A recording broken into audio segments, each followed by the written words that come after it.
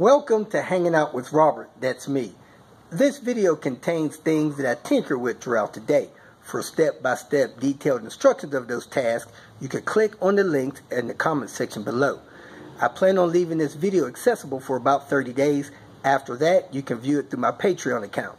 This video also has tips and tricks that I've learned over the years. So, thank you very much for watching.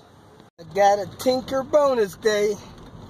Did not get to do the fuel tank in Red Barron, so we are headed over to Santos' house where I dropped off the fuel tank for this beast to change the fuel tank, maybe a couple other little parts. We'll see how it goes. I am still on E. I'm about a mile from my buddy's house, so I think I got enough gas to make it. I don't want to put a bunch of gas in this tank, then have to replace it. That's the tank out of Red Barron. It has the vent on it, similar to the one on the S70. Never try to take that hose off. Break it. Come down here, take the hose off there. If the hose is split, I don't know what to tell you. You'd be better off cutting it and splicing something in than trying to take it off of that vent connection. Now this is an early 97 tank. It has the vent built in, but those are known to make it hard to put fuel in it. But anyway, that tank's leaking, as you can see on the ground. This tank is not. And the good thing is, Red Barron had a new fuel pump. Probably don't have 5,000 miles on it. Whoop whoop.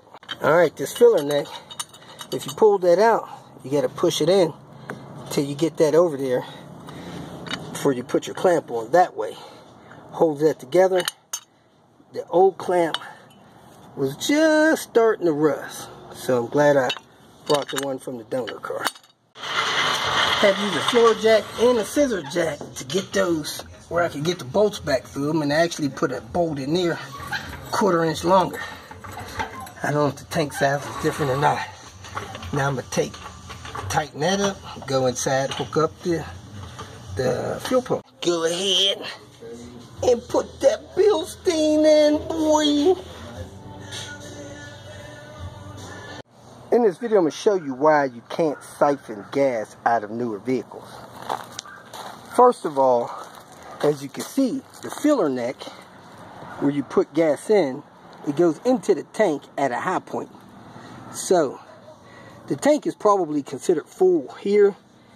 That filler neck is only submerged in there just a little bit. So if the tank is under 3/4 of a tank, the filler neck is out of the fuel. Can't even get to it. Secondly, these things have stuff in the way that stops you from putting the hose down there and turning the corner to get into the tank. Let me pull this filler neck out of the tank and show you the inside of this filler neck to show you why you can't get down in the tank even past that. Now this is the filler neck that goes inside the tank, and it has these